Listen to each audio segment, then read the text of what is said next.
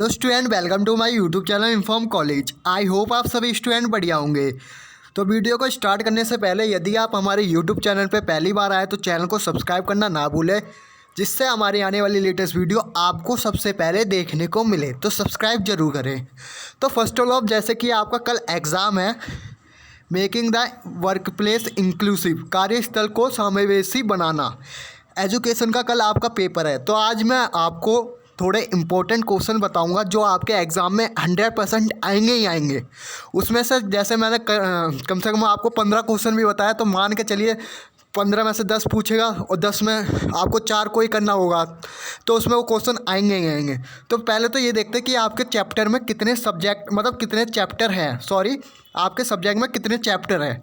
तो टोटल आपको 7 चैप्टर देखने को मिलेंगे, जिसमें पहला चैप्टर है विविधता और अक्षमता। दूसरा आपका चैप्टर है एक सामाजिक निर्माण के रूप में विकलांगता। और तीसरा आपका विकलांगता और सती के बीच अंतर। और दूसरी इकाई में आपका मतलब टोटल 7 चैप्टर दे रखे। तो इस 7 चैप्टर के अंदर मैं आपको इम्पोर्टेंट क्वेश्चन बताऊंगा कि आपका इम्पोर्टेंट क्वेश्चन कौन कौन से हैं। तो पहले तो मैं ये बता देता हूँ कि चैप्टर कौन से इम्पोर्टेंट है आपके। तो पहला चैप्टर बहुत इम्पोर्टेंट चैप्टर है, ये पूछा ही जाएगा। दूसरा चैप्टर आपका इम्पोर्टेंट है। पाँचवा चैप्टर आपका इम्पोर्टेंट है। छठा भी चैप्टर आपका इम्पोर्टेंट है। सातवां चैप्टर भी आपका इम्पोर्टेंट है, क्योंकि 2006, 1992, 1995, 2016 इसमें कौन सा एक्ट आया था, सरकार ने 2016 में कौन सा एक्ट लाया विकलांग के लिए, ये आपका बहुत इंपॉर्टेंट क्वेश्चन इसमें से बनेंगे उसी चैप्टर। इसीलिए मैं आपको डी एसोल के बुक में से ही आपको इम्पोर्टेंट क्वेश्चन बता रहा हूँ। कोई भी क्वेश्चन घुमा फिरा क्या है, क्वेश्चन पूछेगा ही। हर एक चैप्टर में से एक क्वेश्चन जरूर बनता है। इसीलिए मैं पहले आपको इम्पोर्टेंट क्वेश्चन बता देता हूँ कि आपके इम्पोर्टेंट क्वेश्चन कौन कौन से आने वाले हैं कल के पेपर में। अब ये मान के चलिए, जैसे मैंने आपको 15 क्वेश्चन भी इंपॉर्टेंट बताया ना, 15 में से 10 क्वेश्चन भी आ गए, उसमें से आपको 4 ही करना है, क्योंकि ऑप्शन तो आपको मिलेगा ही मिलेगा। तो इसीलिए मैं आपको ऐसे क्वेश्चन बताऊँगा, कोई भी क्वेश्चन आ जाए आप उस क्वेश्चन के आंसर भी दे दें आसानी से, आपको कोई मतलब परिस्थितियों का सामना भी नहीं करना पड़े। तो वीडियो थोड़ी बड़ी हो सकती है, इसीलिए मैं आपसे कह रहा हूँ वीडियो आप पूरी एंड तक वॉच करना, जिससे आपको पूरे क्वेश्चन भी मिल जाए, इंपॉर्टेंट क्वेश्चन भी। या तो आप नोट कर लेना, या यहीं से आप एक काम करना, स्क्रीनशॉट ले लेना, जिससे आपको आसानी होंगे।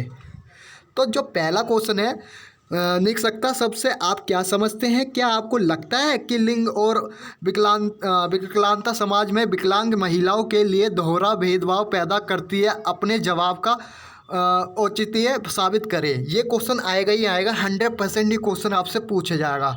एक तो आप इसमें तीसरा क्वेश्चन भी कर लेना। RPWD अधिनियम 2016 के अनुसार विभिन्न प्रकार की अक्षमता क्या है, ये जरूर कर लेना। ये क्वेश्चन ये पूछेगा। इस चैप्टर में सिर्फ आप ये कर लेना, क्वेश्चन कुछ भी घुमा सकता है। अक्षमता क्या है इसके बारे में पूछ सकता है, ये विविधता क्या है, इसके 2 अक्षमता वर्णन कीजिए, व्याख्या कीजिए, ऐसे क्वेश्चन भी घुमा फिरा के पूछ सकता है। इस चैप्टर में आप अक्षमता के बारे में पढ़ेंगे कि शारीरिक रूप से यदि क्षमता ना हो किसी व्यक्ति में, विकलांग जैसे, तो उसमें क्या क्या आपको कमी देखने को मिलेगी, इनके लिए सरकार ने क्या क्या करा। ये क्वेश्चन, ये चैप्टर बहुत इंपॉर्टेंट क्वेश्चन है। मैं तो आपको यही सजेस्ट करूँगा, यदि आपने समरी पढ़ रखी है तो आप कोई भी क्वेश्चन आ जाए घुमा फिरा के आप आराम से कर सकते हैं। तो इसमें पहला क्वेश्चन जरूर कर लेना। तीसरा क्वेश्चन 100% करके जाना, ये पूछेगा ही पूछेगा। अब दूसरे चैप्टर में बात करते हैं कि जो दूसरे चैप्टर में आपको कौन कौन से इंपॉर्टेंट क्वेश्चन आपके आएंगे इसमें। तो दूसरे चैप्टर को मैं आपको मतलब बता देता हूँ, इसमें इंपॉर्टेंट क्वेश्चन आपके क्या क्या है। तो इसका जो दूसरा क्वेश्चन इंपॉर्टेंट है, एक तो ये सामेसन शब्द को परिभाषित किए। सामेसन में बता देता हूँ, सामेसिया है कुछ भी है। सामेसी का मतलब ये होता है समान व्यवहार करना, मतलब भेदभाव किसी भी प्रकार का नहीं करना। एक तरह का मतलब स्कूल बनाया गया, यदि इसमें एक शिक्षित व्यक्ति भी है और स्टूडेंट भी है और टीचर भी है, और उसी क्लास में आपके मतलब जो शारीरिक रूप से भी सही है और जो शारीरिक रूप से सही नहीं है, मतलब विकलांग जो लोग हैं, अपाहिज है किसी भी चीज़ से, हाथ से हो या पैर से, तो इनके लिए ऐसा एक स्कूल बनाया जाता है जिसमें किसी भी प्रकार का भेदभाव ना करा जाए, उनके साथ वैसे ही बर्ताव करा जाए जैसे सामान्य रूप से किसी शारीरिक व्यक्ति के साथ करा जाए, वैसे ही व्यवहार करा जाए, उन्हें पता न लगे। इस चैप्टर के बारे में आप ये पढ़ेंगे। थोड़ा मैं आपको हिंट भी दे देता हूँ चैप्टर के अंदर आप क्या क्या पढ़ेंगे। तो इसमें आप पहला क्वेश्चन कर लेना, और आप इसमें एक तो ये कर लेना सामेसन शब्द का क्या परिभाषित किया, क्या अर्थ है, परिभाषित किया, व्याख्या कीजिए, एग्जाम्पल दिए, उदाहरण दीजिए, कुछ भी दिए, और एक छठा कर लेना। ये क्वेश्चन इस चैप्टर में से एक क्वेश्चन जरूर पूछेगा, सामेसन का आएगा ही 100% ये क्वेश्चन आएगा, जिसमें मैं कह रहा हूँ आपको, तो आप वो भी कर लोगे ना, अब पास तो आराम से हो जाओगे।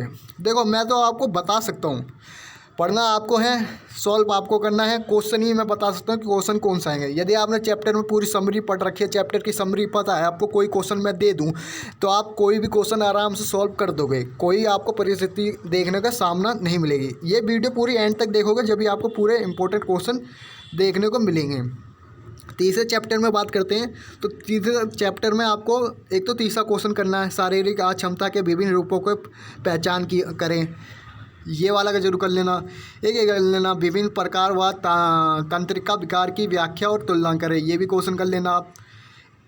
और हाँ, ये पांचवा जरूर कर लेना, बौद्धिक अक्षमता का वर्णन कीजिए, बौद्धिक अक्षमताओं के प्रकार और विशेषताओं के संक्षेप में वर्णन कीजिए, ये भी इम्पोर्टेंट क्वेश्चन है, ये जरूर कर लेना। और हाँ, ये दूसरा जरूर कर लेना, ये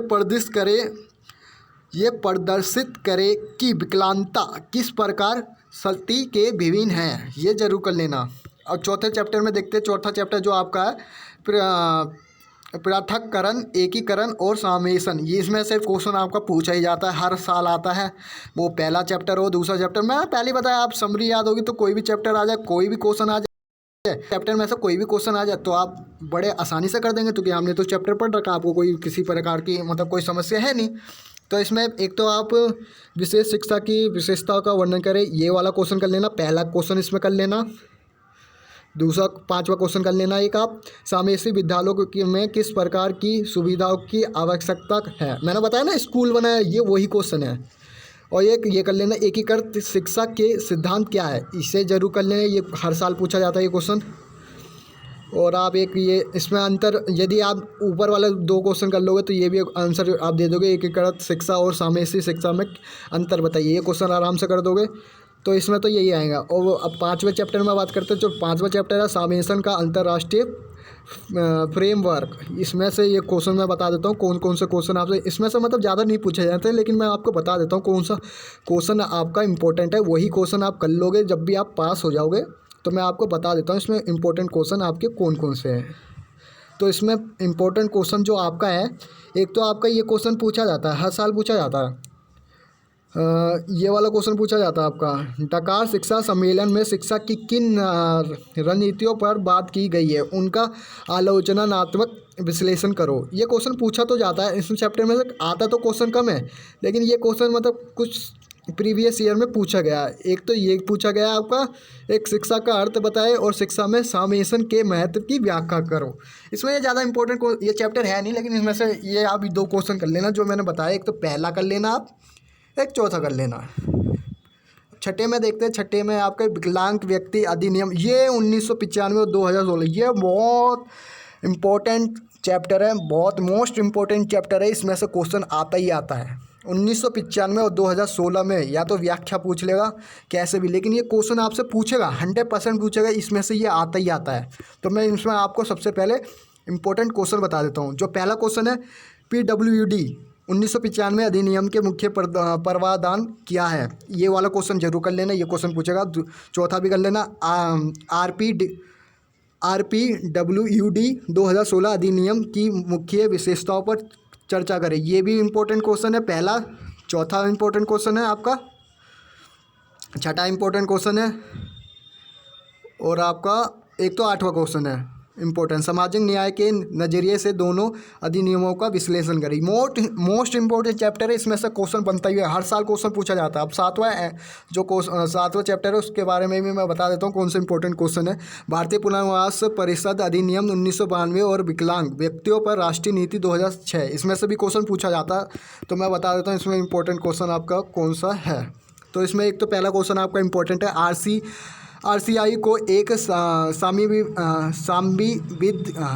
सॉरी बाय मिस्टेक, थोड़ा शब्द में गलती हो गई पढ़ने में, सांविधिक निकाय क्यों कहा जाता है, ये इंपॉर्टेंट क्वेश्चन है। दूसरा इंपॉर्टेंट क्वेश्चन है, RCI अधिनियम 1992 के मुख्य लक्ष्य और उद्देश्य क्या है, ये भी इंपॉर्टेंट क्वेश्चन है आपका। छठा इंपॉर्टेंट क्वेश्चन है, मानव अधिकार और सामाजिक न्याय के दृष्टिकोण से विकलांग व्यक्तियों के लिए राष्ट्रीय नीति 2006 का विश्लेषण करें। इंपॉर्टेंट क्वेश्चन है, ये जरूर कर लेना, ये 3 क्वेश्चन जरूर कर लेना और एक 5वां क्वेश्चन भी आप कर लेना। विकलांग व्यक्तियों के लिए राष्ट्रीय नीति 2006 के मुख्य प्रावधान क्या है। मैं कह रहा हूँ ना, चैप्टर में से हर एक क्वेश्चन कोई ना कोई पूछेगा, क्योंकि चैप्टर का जो मेन थीम होता है ना, उसमें से ही क्वेश्चन आपका बनता है। तो ये क्वेश्चन कर लेना, एक पहला कर लेना आप, एक 5वां कर लेना, एक छठा कर लेना और एक 7वां कर लेना। ये क्वेश्चन जरूर कर लेना। यदि वीडियो अच्छी लगे तो लाइक करना ना भूलें। कोई डाउट आप कमेंट के माध्यम से अपने डाउट भी क्लियर कर सकते हैं। Thanks for watching this video.